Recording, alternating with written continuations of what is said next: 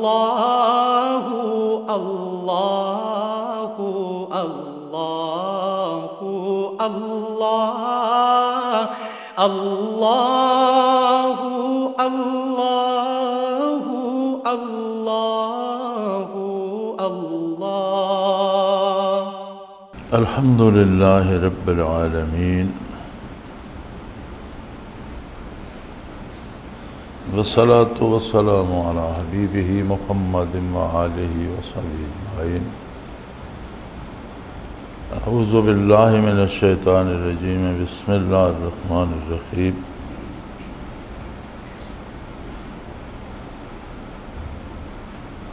ومن اعرض عن ذکری فإن له معیشة ضنکا ونحشره یوم القیامة اعمی قال رب لما حشرتنی اعمی وقد كنت بصیرا قال كذلك أتتك آياتنا فنسيتها وكذلك اليوم تنسى اللهم سبحانك لا علم لنا إلا ما علمتنا إنك أنت العليم الحكيم مولاي صل وسلم دائما أبدا على حبيبك خير الخلق كلهم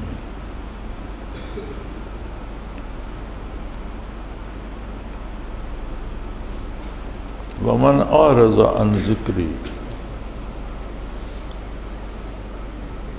جو میری یاد سے، میری نصیحت سے، میرے حکم سے منہ پھیرے گا،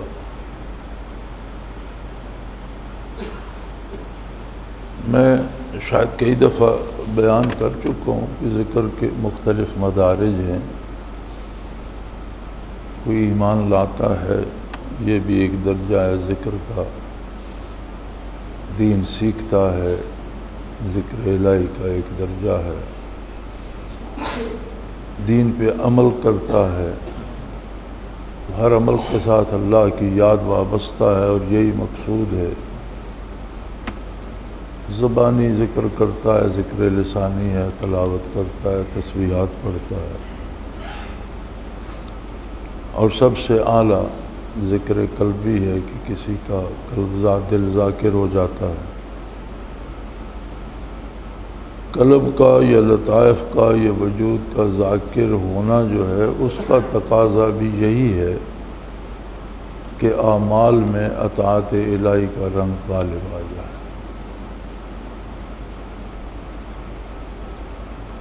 تو ایک قانون ارشاد فرما دیا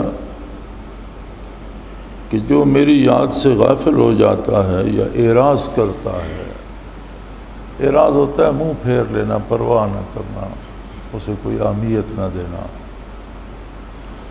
فإن له معیشة ضنکا، دنیا میں اس کی روزی ہم تنگ کر دیتے ہیں، زندگی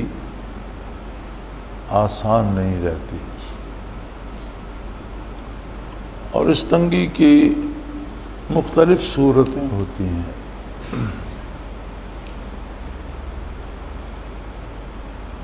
آج ہمارے ہاں جیسے ہے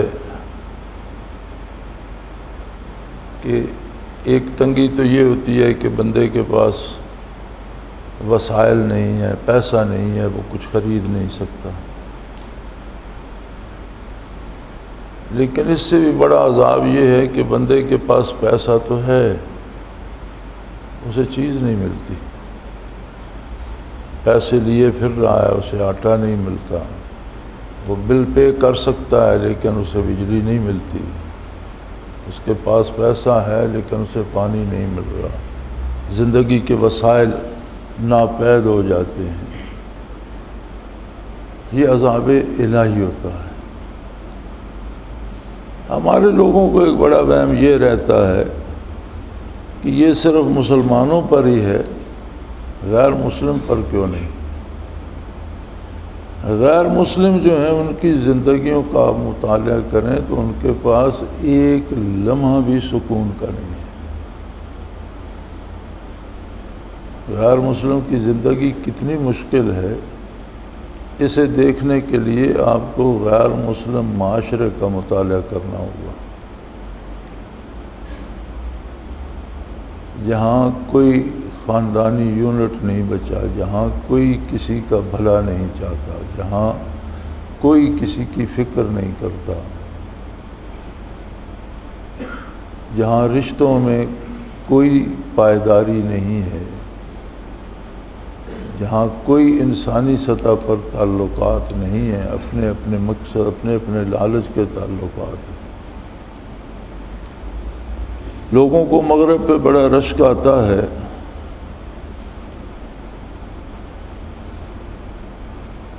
میں نے اگلے روز ایک حدیث پاک سنی، میرے مطالعہ میں نہیں تھی،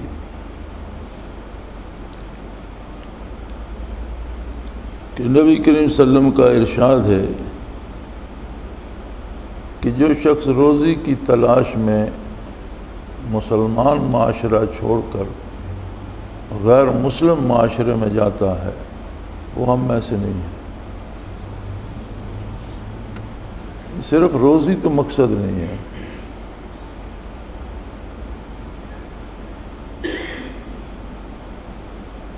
تو اگر معیار یہ ہے تو یہاں تو ہر شخص غیر مسلم معاشرے پہ فدا بیٹھا ہے۔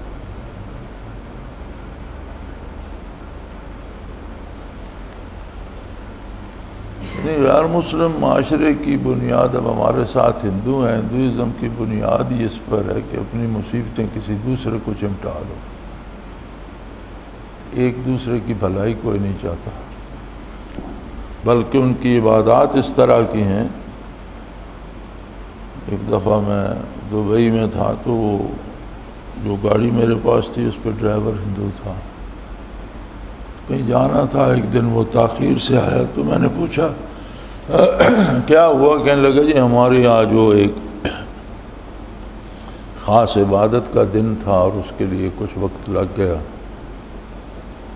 تو میں نے پوچھا وہ کیا عبادت کرتے ہو تم؟ تو کہنے لگے جی ہم سارے گھر کے جمع ہو کر تو پھر ایک گندے ہوئے آٹے کا ایک پیڑا بناتے ہیں، اس کے گرد بیٹھ کے کچھ پڑھتے ہیں، پھر اسے کہیں راستے میں پھینک دیتے ہیں۔ کہ یہ کیا عبادت ہوئی، اس سے پھر کیا حاصل ہوتا ہے؟ وہ کہتے ہیں جس کسی کا اس پہ پاؤں آ جائے گا تو ہماری ساری تکلیفیں اس کو چمٹ جائیں گی۔ آپ اندازہ کریں بھی اس میں بھلائی کا تو کوئی پہلو نہ رہا،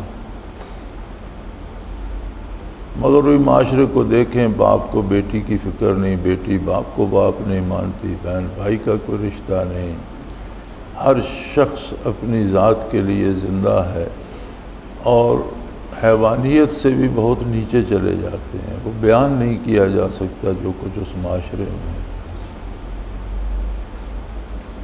تو اگر ایک شخص کو کھانے میں بھی حرام مل رہا ہے، پینے میں بھی حرام مل رہا ہے، عقیدے میں بھی کفر ہے، تو اس سے زیادہ اور زندگی کی تنگی کیا ہوگی؟ یہ ایسی چیزیں ہیں جو زندگی کا حسن چھین لیتی ہیں اور کوئی لمحہ سکون کا باقی نہیں رہتا۔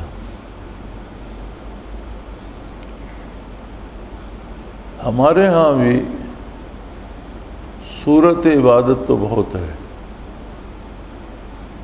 اذان ہوتی ہے تو بے شک جیسا بھی معاشرہ ہے، بڑی بڑی عظیم مساجد ہیں، شہروں میں بھر جاتی ہیں،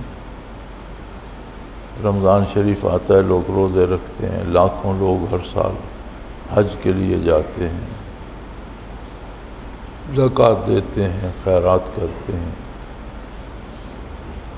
یہ صورت اعمال تو بے شک بہت ہے، کیا اس میں کوئی حقیقت بھی ہے؟ کیا واقعی ہم خلوص دل سے یہ سب کرتے ہیں؟ اگر بندہ خلوص سے صرف صلاۃ ادا کرتا ہے تو پھر اسے رشوت نہیں لینی چاہیے، جھوٹ نہیں بولنا چاہیے، دوسرے کا حق نہیں چھیننا چاہیے، کسی سے ظلم کسی پر نہیں کرنا چاہیے۔ لیکن اگر اس کا کردار ویسا ہی ہے اور نمازیں بھی پڑھے جا رہا ہے تو پھر اسے سوچنا پڑے گا کہ کہیں کوئی کمی ہے، کوئی کڑی درمیان میں سے گم ہے، کیوں میری عبادت میں وہ اثر نہیں آ رہا؟ اور یہ نہیں کہ پر نماز کی ادائیگی چھوڑ دے، نماز کو درست کرے، جو کمی ہے وہ دور کرے تاکہ اس کی عملی زندگی میں وہ اثر آئے، برائی کو چھوڑے، نیکی کو نہ چھوڑے۔ اور اگر محض خانہ پوری کرتے رہیں تو پھر اس سے تو کوئی نتیجہ برآمد نہیں ہوتا، چونکہ اعراض عن ذکر ہوگا کردار سے،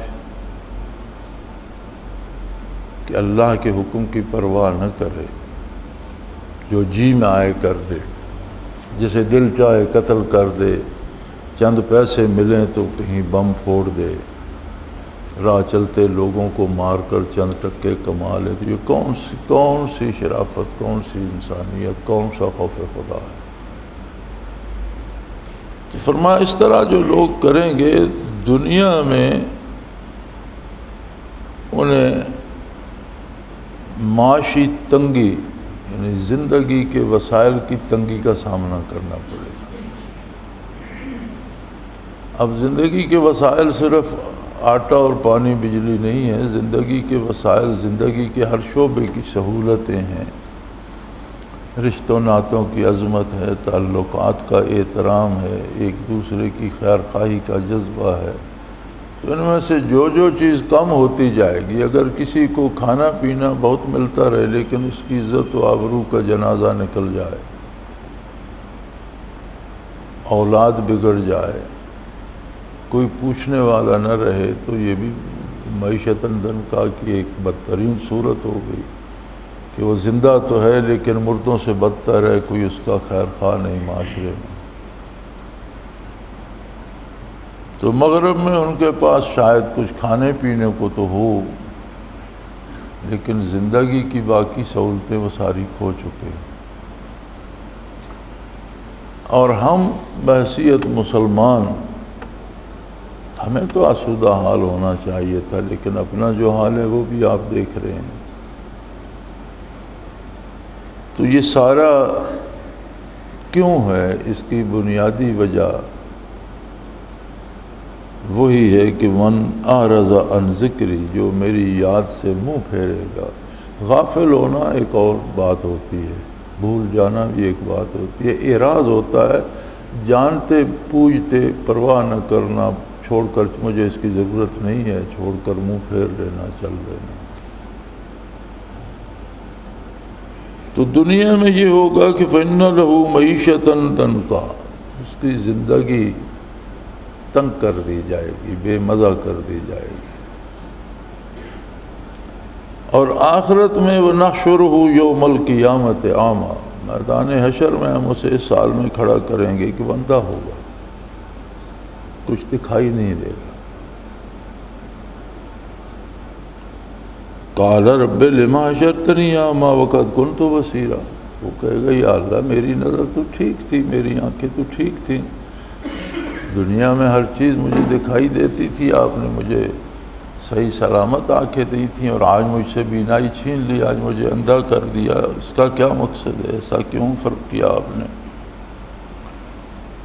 ارشاد ہوگا قال کذالک، یہ تو عدل کا بدلہ ہے، دنیا میں تمہارے پاس نظر تھی، تم نے اس سے حق کو پہچانا نہیں۔ آتت کا آیاتنا، میرے احکام تیرے پاس پہنچے، میرے نبی نے دعوت دی، میرے نبی کی سنت تیرے پاس پہنچی، ارشادات عالیہ پہنچے صلی اللہ علیہ وآلہ وسلم، فنسیتها، تو نے پرواہ ہی نہیں کی۔ جب میری بات تیرے پاس پہنچی تو نے اس کی کوئی پرواہ نہیں کی۔ کذالک الیوم تنسی، آج ہم نے تجھے بھلا دیا، تجھے اتنی نعمتیں دینے کی کیا ضرورت ہے جن کو تو صحیح استعمال ہی نہیں کرتا۔ تجھے نظر، شعور، فہم، ادراک اس لیے دیا تھا کہ تو عظمت الہی کو پہچانے اور اطاعت الہی کرے۔ تیری رہنمائی کے لیے انبیاء مرسلات و سلام مبعوث ہوئے، کتابیں نازل ہوئیں، تو نے نہ انبیاء کی عظمت کی پرواہ کی، نہ کتب الہی کی عظمت کی پرواہ کی، اور تو فضول چیزوں میں ان نعمتوں کو ضائع کرتا رہا جو میں نے دی تھی، سو آج میں نے واپس لے لی، تو تجھے تو ان کی ضرورت نہیں ہے۔ وَكَذَلِكَ الْيَوْمَ تُنْسَىٰ، جس طرح تو میری عظمت کو بھولا تھا آج ہم تجھے بھول گئے۔ تو اس طرح کے الفاظ جب ذات باری کی طرف منسوب ہوتے ہیں اوصاف، تو ان کا معنی بعید مراد لیا جاتا ہے، کیونکہ اللہ کریم کی ذات بھولنے سے پاک ہے، لیکن معنی بعید وہ ہوتا ہے جو نتیجہ ہوتا ہے۔ جس چیز کو ہم بھول جاتے ہیں تو نتیجہ کیا ہوتا ہے؟ وہ کہیں ٹوٹ گئی یا کسی کھڈے میں پڑی ہے یا کوئی چور لے گیا یا کوئی کس حال میں ہے، ہمیں یاد ہی نہیں، تو پھر ہم اس کو سنبھالیں گے کیسے، اس کی دیکھ بھال کیسے کریں گے؟ تو معنی بعید یہ ہوتا ہے کہ جو چیز بھول جائے اس کی کوئی پرواہ نہیں کرتا۔ تو فرمایا آج ہم نے بھی تجھے اس چیز کی طرح چھوڑ دیا جو بھولی بسری ہوتی ہے، تو جہنم کے کس گڑھے میں گرتا ہے، تجھ پر کیا عذاب ہوتا ہے، ہمیں کوئی پرواہ نہیں، جو ہوتا ہے ہوتا رہے تیرے ساتھ۔ تو یہ زندگی مستعار گنتی کے پل ہیں،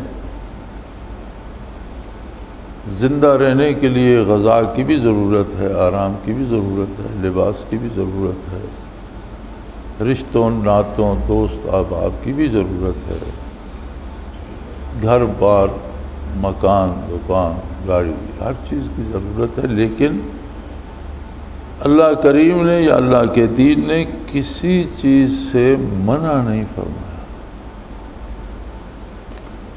ہر چیز کے حصول کا سلیقہ مقرر فرما دیا ہے، اس کے مطابق وہ ساری نعمتیں حاصل کرو، ان نعمتوں سے فائدہ بھی اٹھاؤ اور اللہ کی رضا بھی پاؤ۔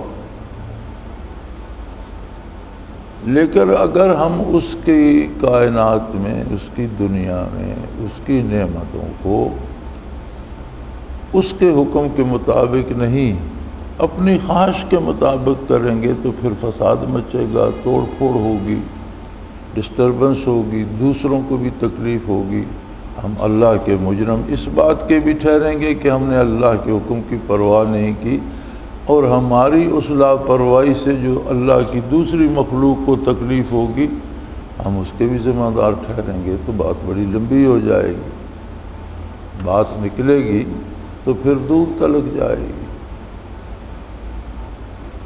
حضرت ابو ہریرہ رضی اللہ تعالی عنہ کا ایک ارشاد فرماتے ہیں کہ جنگل میں اگر کسی چڑیا کے انڈے کو گیدڑ کھا جاتا ہے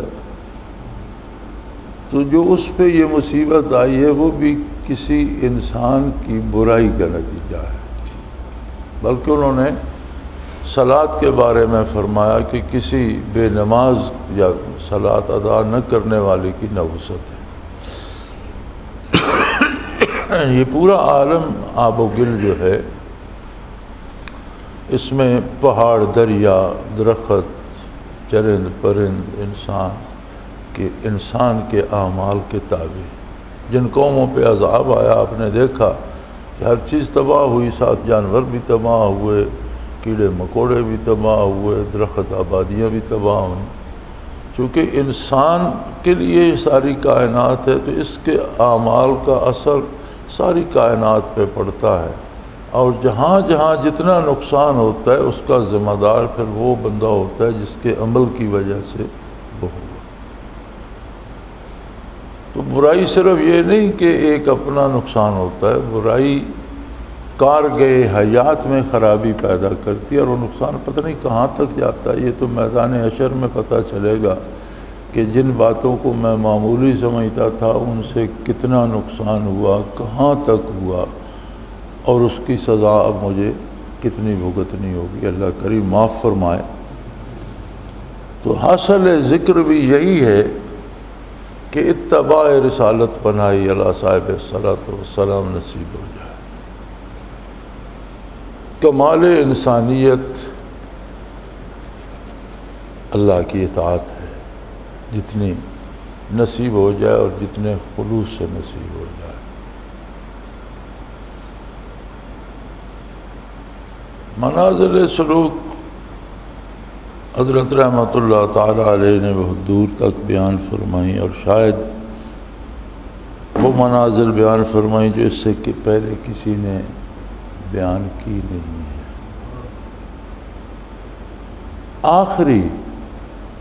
آخری منزل جو آپ نے بیان فرمائی، جس میں ترقی ہوتی رہتی ہے، اگر کوئی زندگی میں پہنچ جائے تو بھی، برزخ میں بھی ہوتی رہے گی، قیامت کے میدان میں بھی ہوگی، جنت میں بھی ہمیشہ ہمیشہ ترقی ہوتی رہے گی، لیکن اس کی انتہا نہیں آئے گی، وہ آخری منزل دائرہ عبودیت ہے۔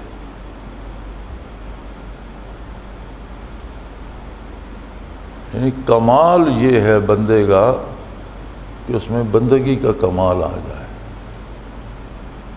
سب سے اعلیٰ منزل جو ہے عند اللہ بندے کی بندگی کی ہے کہ اس میں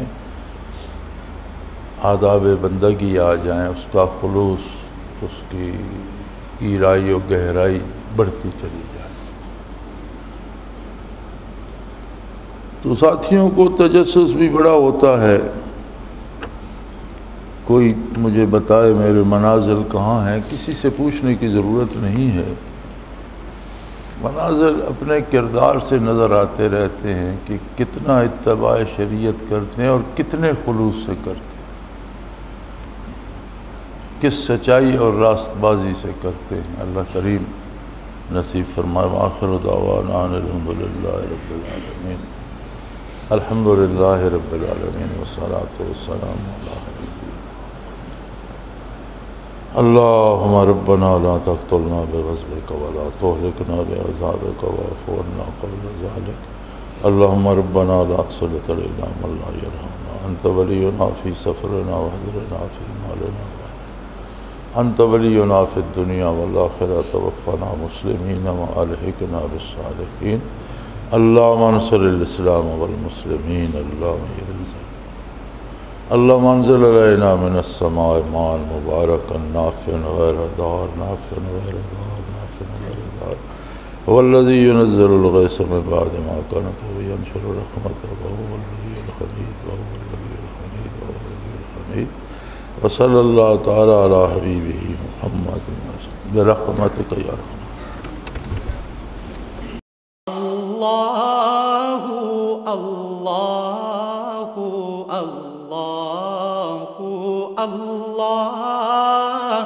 اللہ اللہ اللہ۔